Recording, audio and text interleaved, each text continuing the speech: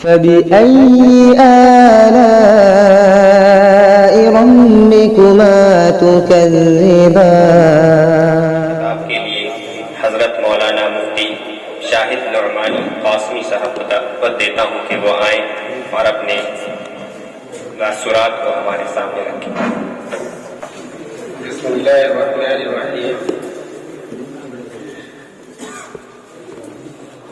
الحمد للہ رب العالمین والعاقبۃ للمتقین والصلاة والسلام علی سید الانبیاء والمرسلین وعلی آلہ وصحبہ اجمعین، اما بعد۔ عزیز طلبہ، آپ لوگوں کی خواہش کی اور اس خواہش کی تکمیل کے لیے میں آپ کے سامنے حاضر ہوں۔ آپ میں سے ہر یہ چاہتے ہوں گے کہ نماز کا وقت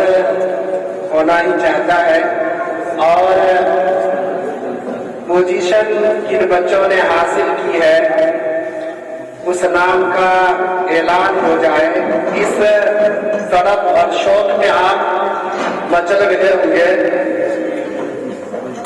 لیکن جب تک کہ ان نمبرات کو جوڑا جا رہا ہے اور پھر آپ کے سامنے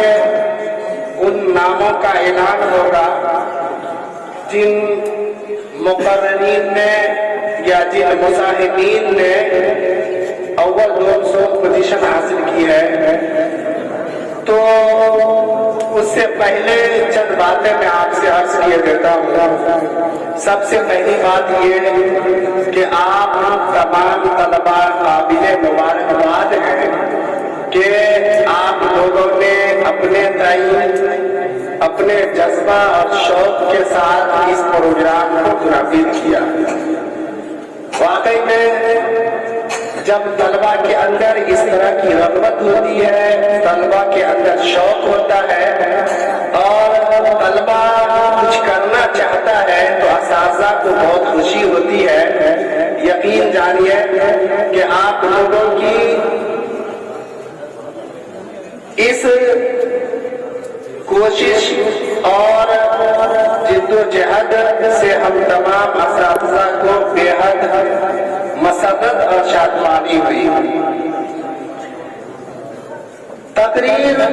آپ لوگوں نے یاد کی کتابوں میں جن طلباء نے خاص طور پر حصہ لیا، میں شاید سمجھتا ہوں کہ طلباء نے یاد تو کی ہے لیکن کسی استاذ کو شاید کہ سنایا ہو، اس لیے کہ اگر اپنے اساتذہ سے ان تقاریر کو سنا کر یاد کرتے تو جو کچھ ایسی غلطیاں ہوئی ہیں جس سے پتہ چلتا ہے کہ آپ نے مراجعت نہیں کی اور آپ کو جو سمجھ میں آیا، اردو کا جو لفظ آپ کو سمجھ میں آیا اس کو رکھ کر سنا دیا۔ حالانکہ اگر آپ اساتذہ سے مراجعت کر کے تقریر یاد کرتے تو وہ آپ کو رہنمائی کرتے، آپ کو صحیح الفاظ کی ادائیگی کا یہ صورت بتاتے اور اس کے بعد پھر جو آپ کی تقریر میں خوبصورتی ہوتی اور آپ کی سلاست میں، آپ کے بیان میں، آپ کے خطاب میں جو حسن ہوتا، ظاہر ہے کہ وہ حسن کی کمی محسوس ہوئی، اس خوبصورتی کی کمی محسوس ہوئی۔ اس لیے آئندہ کبھی بھی آپ کوئی تقریر لکھیں یا کتابوں سے یاد کریں تو آپ اپنے استاد سے مراجعت کر کے اس تقریر کو آپ یاد کریں، اس کو سنا لیا کریں، اس سے بڑا فائدہ ہوگا۔ آپ کی غلطی نہیں رہے گی اور آپ کو بیان کرنے کا جو انداز اور طریقہ ہے وہ بھی بتا دیا جائے گا۔ تو اس بات کا ضرور خیال رکھا کریں۔ میں تو کہتا ہوں کہ جو انجمن کے اندر ہفتہ واری پروگرام میں آپ بیان کرتے ہیں، تقریر یاد کرتے ہیں، اس کو بھی آپ پوری، بسا اوقات مجھ سے کئی مرتبہ بچے آتے ہیں، مراجعت کرتے ہیں تو جو لفظ نہیں سمجھ میں آیا وہ پوچھ لیتے ہیں، چلے جاتے ہیں کہ یہ لفظ کیا ہے، نہیں، بلکہ آپ وقت لیجئے، خوشامد کر کے ہو، جیسے بھی ہو، اور کہیے حضرت یہ پوری تقریر مجھے یاد کرنی ہے اس عنوان پر، یہ آپ मरतबा सुन लीजिए। मैं पढ़ देता हूँ और उसको आप सुन लें, ताकि अगर कहीं पर कोई गलती हो जाए तो आप बता दें। क्योंकि आपने जिस एक आध लफ्ज की तस्हीह करने के लिए मुराजत की है, हो सकता है कि आप अपने तौर पर दूसरे अल्फाज को दुरुस्त समझ रहे हैं, सही पढ़ रहे हैं, लेकिन वो लुगत के एतबार से या वो फसी होने के एतबार से वो अदायगी नहीं है जो आपने याद किया है। बसा औकात कुछ अल्फाज ऐसे होते हैं जो मुआशरे में बोले जाते हैं, और आपने उस किताब में जब उस लफ्ज को देखा तो जो मुआशरे में वो अल्फाज की अदायगी है वही याद कर लिया आपने। हालांकि लुगत से और फसाहत बलागत के एतबार से वो अल्फाज दुरुस्त नहीं है, वो अगलातुल आवाम है। लेकिन जब आप बयान करेंगे, आप आपसी गुफ्तगू में तो उसको बोल कर निकल सकते हैं, लेकिन जब आप किसी प्रोग्राम में, किसी बड़े जलसा में और किसी सेमिनार में आप उन अल्फाज को अदा करेंगे तो कहा जाएगा कि ये आप गलत बोल रहे हैं। तो इसलिए उर्दू में भी ज़बर ज़ेर के गलती से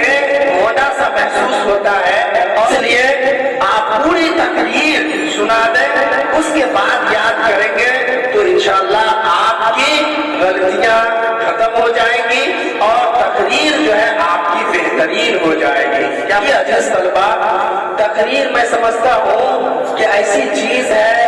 कि हर तालिब इल्म को इसमें हिस्सा लेना चाहिए। बड़े से बड़े मुदर्रिस हो जाइएगा और आपने तालिब इल्मी के जमाने में अगर आपने तकरीर नहीं की है तो याद रखिए कि दर्स तो दे सकते हैं, लेकिन आप मस्जिद के मिंबर व मेहराब से, किसी बड़े स्टेज से आप तकरीर और बयान नहीं कर सकते हैं। इसलिए आप हफ्तावारी प्रोग्राम जो अंजुमन का होता है, उस प्रोग्राम में आप जरूर हिस्सा लें, तकरीर याद करें। अभी आप खूब रख के याद करें, और जब आप खुद ही बाहोश हो जाएंगे और उस मेयार के हो जाएंगे, उस दर्जे पे पहुंच जाएंगे कि जहां पर आप एक दो मरतबा उस मज़मून का मुताला करेंगे और आप उस बयान उस उन्वान पर, उस मज़मून पर बयान कर सकते हैं, खिताब कर सकते हैं। लेकिन जब इब्तिदाई दौर में आपकी कई तकरीरें याद हो जाएगी तो वो अल्फाज और जो खास तौर पर मुतरादिफात अल्फाज होते हैं और कुछ इस तरह के सुस्ता और शगुफ्ता अल्फाज होते हैं जिनको आप एक मरतबा, आमतौर से जो छोटी किताबें होती हैं उर्दू तकरीरों की, तो उसमें उन अल्फाज का ज्यादा इस्तेमाल किया जाता है। जो आम मुताले की किताबों में उन अल्फाज को आप ज्यादा नहीं पाएंगे, लेकिन उर्दू की जो छोटी छोटी किताबें होती हैं उनमें जो मखसूस तकरीरें लिखी होती हैं तो उनमें ज्यादा से ज्यादा अच्छे और उम्दे अल्फाज का इस्तेमाल किया हुआ होता है। तो जब उसको याद कर लेंगे तो जब आप मुताले की तकरीर कर रहे होंगे तो ऑटोमेटिक आपको ये अल्फाज आपकी ज़बान पर जारी होते रहेंगे, और उससे ये होगा कि तालिब इल्मी के जमाने में जो आपने तकरीर याद की है उस तकरीर का फायदा आपको बाद में महसूस होगा। हालांकि इस तकरीर को आप बाद में मिन्नो बयान नहीं कर सकते हैं। जो तालिब इल्मी के जमाने में तकरीर आपने याद किया रटी हुई, और जब आप फारिग हो जाएंगे, मुकर्रिर बन जाएंगे, तो इस तकरीर को आप मिन्नो बयान नहीं कर पाएंगे, क्योंकि उस वक्त आपके पास खुद ही ऐसे मज़ामीन होंगे और आपके ज़हन व दिमाग में इतने अल्फाज होंगे और इतने इस्तेमालात होंगे कि उसको आप